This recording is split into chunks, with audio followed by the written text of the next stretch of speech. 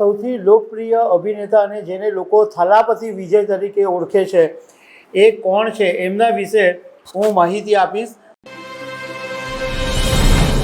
તમિલનાડુમાં ટીવીકે પાર્ટીના સ્થાપક વિજયે આખરે આજે એટલે કે રવિવારના દિવસે તમિલનાડુના 9મા મુખ્યમંત્રી તરીકે શપથ લઈ લીધા। ગયા સોમવારે પરિણામો જાહેર થયા એમાં ટીવીકે સૌથી મોટી પાર્ટી તરીકે ઉભરી આવી હતી, પરંતુ બહુમતી નહોતી મળતી। એને કારણે વિજયે ઘણા પાપડ પેલવા પડ્યા અને રાજ્યપાલે 2 વખત એમને કીધું કે 118ની બહુમતી લઈને આવો।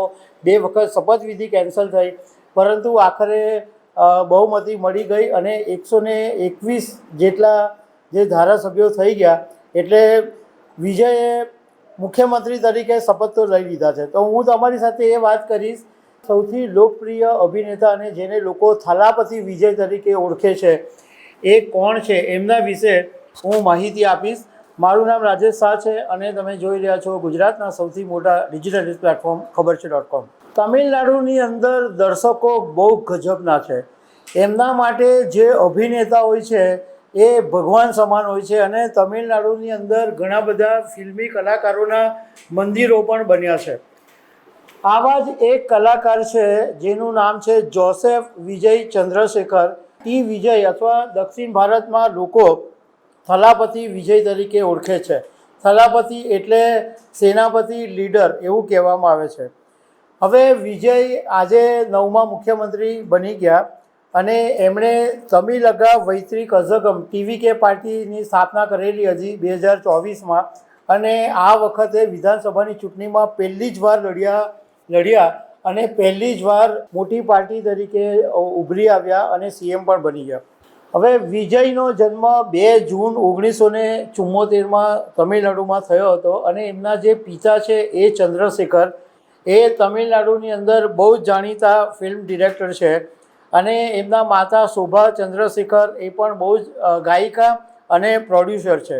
ટી વિજયના જે લગ્ન છે એ 1999ની અંદર સંગીતા સ્વર્ણાલિંગમની સાથે થયા હતા, પરંતુ આ લગ્ન જીવનમાં 2 એમના સંતાનો છે પણ લગ્ન જીવનમાં વિઘ્ન ઊભું થયું એવો મીડિયા રિપોર્ટ્સમાં કહેવામાં આવે છે અને ઘણા વખતથી સંગીતા અલગ રહી છે એવું પણ જાણવા મળ્યું છે।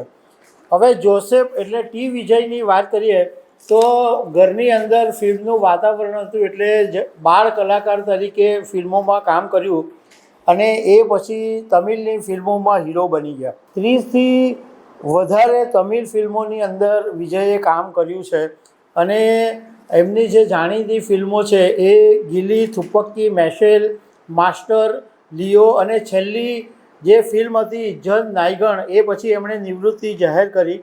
અને વિજયની ફિલ્મોની અંદર ખાસિયત એ હતી કે એ એટલા માટે લોકપ્રિય થયા હતા કે એમની જે મોટાભાગની ફિલ્મો હતી એની અંદર એમનું જે પાત્ર આવતું હતું એ એવું આવતું હતું કે જે તંત્રની સામે લડતું હોય, રાજકીય નેતાની સામે લડતું હોય અને એક યુવાન હોય અને એવી રીતના એમની એક ઇમેજ હતી। એટલે લોકોના મનની અંદર એવી જ ઇમેજ છે કે આ જે યુવાન છે એ વાસ્તવિકમાં પણ તંત્રની સામે લડી અને લોકોના કામ કરશે। એક લોકોના લીડર તરીકેની ઇમેજ લોકોની અંદર વસી ગયેલી હતી। વિજય 2 બેઠકો પરથી ચૂંટણી લડ્યા હતા, એમાં એક પેરામ્બૂર અને તિરુચિપલ્લી ઈસ્ટ અને બંને બેઠકો પરથી જીત્યા। ટીવીકેને ટોટલ 108 બેઠકો મળેલી અને વિજય 1 બેઠક ખાલી કરી એટલે 107 થઈ અને 5 કોંગ્રેસે સપોર્ટ આપ્યો અને બાકીની પાર્ટીઓએ એમને સપોર્ટ આપ્યો। હવે વિજયની સંપત્તિ વિશે આમ એક્ઝેક્ટ નથી પણ ઘણા બધા મીડિયા રિપોર્ટ્સની અંદર એવું કહેવામાં આવ્યું છે કે એમની પાસે 600 કરોડ કરતાં વધારે સંપત્તિ છે। બ્રાન્ડ એન્ડોર્સમેન્ટ એ સિવાય પણ એમની ઘણી બધી આવકો છે। એક ઇન્ટરવ્યૂની અંદર વિજયે એવું કીધું હતું કે તેઓ પેરિયાર, ડૉક્ટર આંબેડકર અને કામરાજને પ્રેરણા સ્ત્રોત માને છે અને એમની વિચારધારા ઉપર આગળ ચાલે છે। વિજય વિશે તમિલના લોકોનું કહેવું એમ છે કે એકદમ શાંત વ્યક્તિ છે, ડિસિપ્લિનવાળા છે અને લો પ્રોફાઇલની અંદર રહેવાવાળા વ્યક્તિ છે અને પોતાનું કડક રૂટીન ફોલો કરે છે। વિજયની તમિલમાં યુવાનોની અંદર બહુ જ ભારે લોકપ્રિયતા છે અને સૌથી વધુ ફી લેતા જે અભિનેતાઓ છે એમાં વિજયનું પણ નામ છે. તો દર્શક મિત્રો, આવી અનેક વાતો સાથે અમે તમને મળતા રહીશું. આભાર.